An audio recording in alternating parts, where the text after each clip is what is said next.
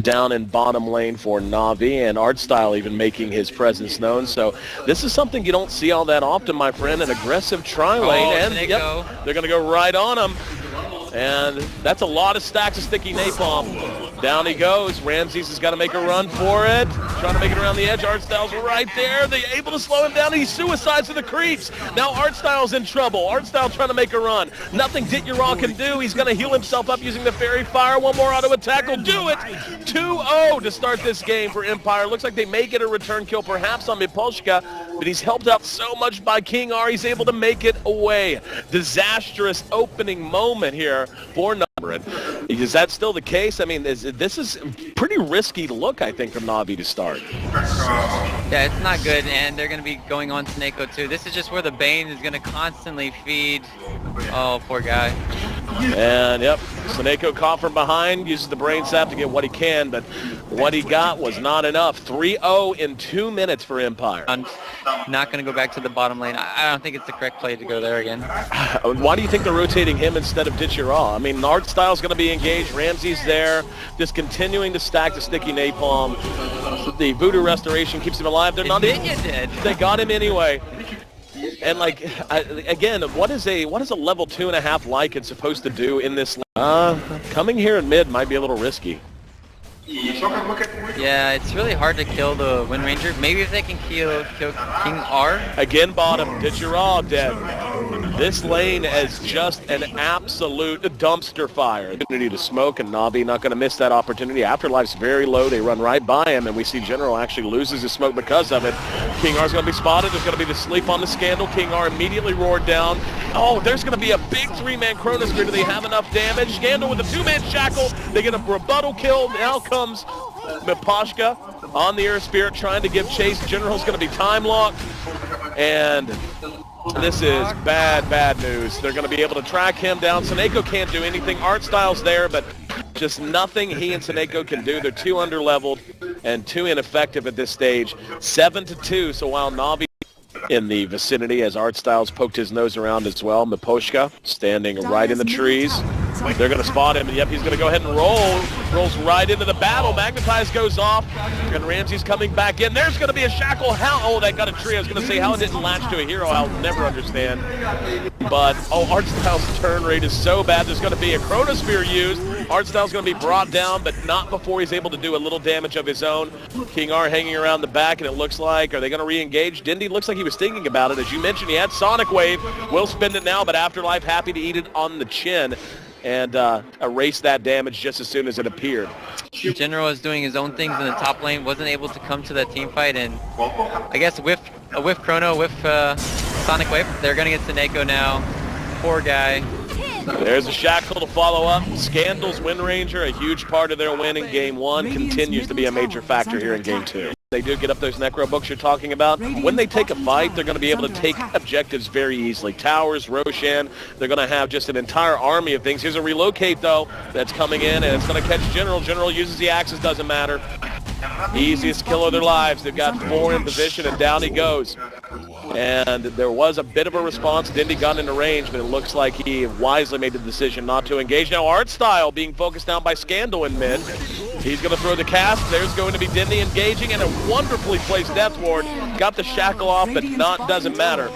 And that's, I mean, solo kills, that's a step in the right direction, especially on that hero. Yep. And now though, mid lane.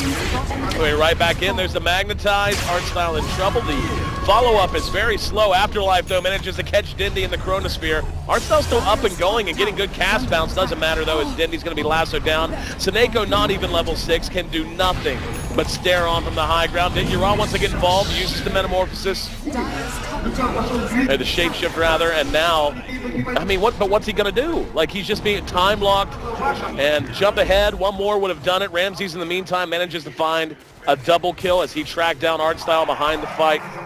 And I really like the way, for the most part, NaVi's responding, but it just seems like ultimately it seems like ultimately the exchanges aren't going. Empire they need to be a little bit concerned because, like you talked about, NaVi, when they take these towers, or when they take team fights, they're just going to take every single tower. Relocates, Seneko gets off the Nightmare, not that it matters. He dies immediately, and General's got to get the hell out of Dodge. You're waiting on. Is under attack. They can get a lot of solo kills around the map, but yeah, just go with the Aegis, just go around. Yep, there you go. Yep, roar on to Ramses, brought down quickly. For the Lycan already. I suspect they'll just maybe go top lane here. And yeah, it looks like they want to fight. Fiend's Grip on the Afterlife is going to be hit with the boulder kick. That also got Ditchira. They relocated one out just for safety's sake. Miposhka not quite as lucky. We'll have the rolling boulder ready to use momentarily. Yep, they know where he is, and he's just going to use that to TP away. That's no EGM Wisp. Do they want to make it happen is going to be the key question. So they're not going to be punished for the side of NaVi. Normally that's how you punish teams, is when they kind of like split push. But you have, because you have the relocate, speaking of it, bottom. Bottom, they're going to end up catching Ditchira. That's a great kill for them to find. And that's really the one thing they're going to be able to rely on. And it's an interesting combination, the IO and the Void, to go get picks on mobility heroes like the up at top. Yeah, it looks like they're actually going to find the Bad Rider. Missed that, General. They didn't. Oh, Afterlife. In a lot of trouble. He's going to have another time walk now, and he's going to try to TP away. Cask won't be arriving in time, so he does make it home safely. In the meantime, top. They do manage to pick off the Beastmaster. Their fifth. It is Afterlife. Yeah, I really love that they, buffed up this area here. Oh, they popped the smoke here, Seneko. Yep, they're going to catch him. They don't want to last so yet. They're going to hold, waiting on the roar. They did manage to get the silence off. And a little bit of a pause on the initiation. Now they're going to go in, and that's going to be the best Chrono we've seen, not just today, but out the tournament, as he catches 4, and they're ready to blow up NaVi. 3 are down. They lose the IO. They lose one more, but now Dindy's silenced. And if they could just hold him in place, Miposhka can't pursue. Yes, they do manage to track him down, as Scandal makes it a triple kill. And that's the fight they needed so desperately, Ryu. Tremendously against the Queen of Pain's Orchid, so they're going to have like everything maybe on General, initiating to Afterlife, getting that Chronosphere off, but as we talked about, King Arm. Here we go. They've taken another run to tier 2. They're going to be able to grab Ditchira. They're able to follow the stone kick, not on point. Still playing patient. They are going to get a 2-man spear. That's Dindy and Seneko. Afterlife is there. Roland's going to be on point. He's not going to make it away. He's going to end up dying to the Flame Break burn. Now Seneko's next on the list. Gets off the Magnetizer. There's a roar to try to slow things down. Seneko will be able to get off the Fiend's Grip. He's not dead yet. And Miposhka drops Afterlife after the grip. Cannot turn it around. He's too slow. 3-for-1 exchange as they get the tier 2 bottom. And NaVi on the cusp of elimination. 5-man smoke.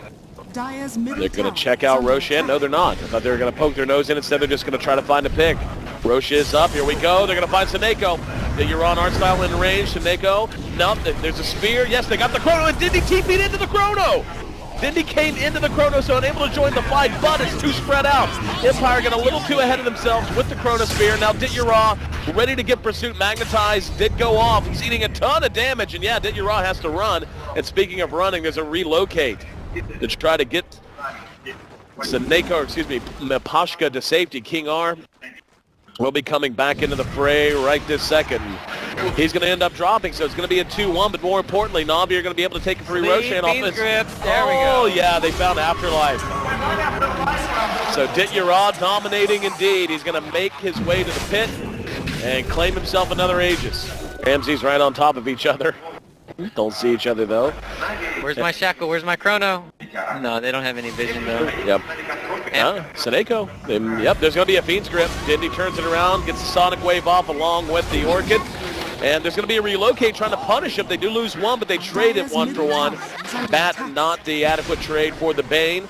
And Scandal thinking about engaging on Dindy. And looks like, yeah, he's going to think better of it. Afterlife was there as well, but instead just wants the TP back mid.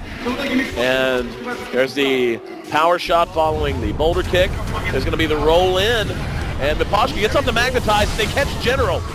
General will end up dropping. Ultimately, Dityara trying to find a target to focus down.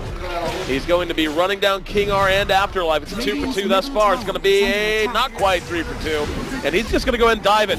Shackle's going to be there, doesn't latch, but he's deep. Let's see how much damage he can output. Keep in mind, he does still have his Aegis, so he's happy to dive, especially when it means a 4 for 2 trade at the end of the day. And very potentially is going to mean a tier 2 take it here in mid. It's hard to say who they should initiate on. Because Scandal doesn't have the Blink Dagger, it's kind of hard for him. But if they're smoked right now, then they can do whatever they want. As long as they get the vision, all they know Regenerate. Oh, they got him. There's going to be a spear, a little bit of a miscommunication. Doesn't matter. The magic damage output is just tremendous. The right click from Scandal also huge. And Seneko tried to get off the Fiend's grip. He actually whiffed it. He stutter stepped it or something. I didn't see what knocked him out of it, but it was just on for a second. And just like that, it's a 2 for 4 trade. And this game now, as we're at 33 minutes in, the vast majority of NaVi standing in their own jungle to the south. And here we go, General. Ooh, General's winding up. Now we're going to see Dityara go ahead, change forms. The damage is there, though. And what happened? Oh, my God, the silence cancels the Death Ward. Now Seneko gets off the Fiend's grip, but is it going to be enough? Lasso on the Dindy. Seneko knocked out of it by the Flame Break. This is a disaster for NaVi. They lose 3 for free, and they have just got to run all this momentum, all this that they have built through this game. Death Ward with the silence coming in immediately from Maposhka, and they're just on point this game. And the sad thing to say is, even if he had roared for the Beastmaster, he had Lincoln to cancel that. So it would have been a waste of a roar. Here we go. Miss on there is going to be a roar behind the fight. Now we're going to see them engage. Seneko blown up immediately out of the fight. General uses his refresher. Roars down Ramses again. It's a 1 for 1 so far. Let's see if they're going to be able to follow it up. Maposhka feeling very tanky. Did pick up the mechanism right before this fight, as a matter of fact. Gets off the magnetize. That's going to be enough to finish off the Beastmaster. Dityara and Afterlife going toe-to-toe. The wolf will be slain as Afterlife now hunting art style. No witches, no wolves. Empire. Trade 1 for 4. They're going to take a Roshan. And barring a miracle-based defense, this could be the end of NaVi's run here on home soil. We're seeing the return. Tier 3, now the target. They've got Cheese, they've got Aegis, and they've only got 20 seconds till another Chronosphere is available. There's going to be the last one, the art style.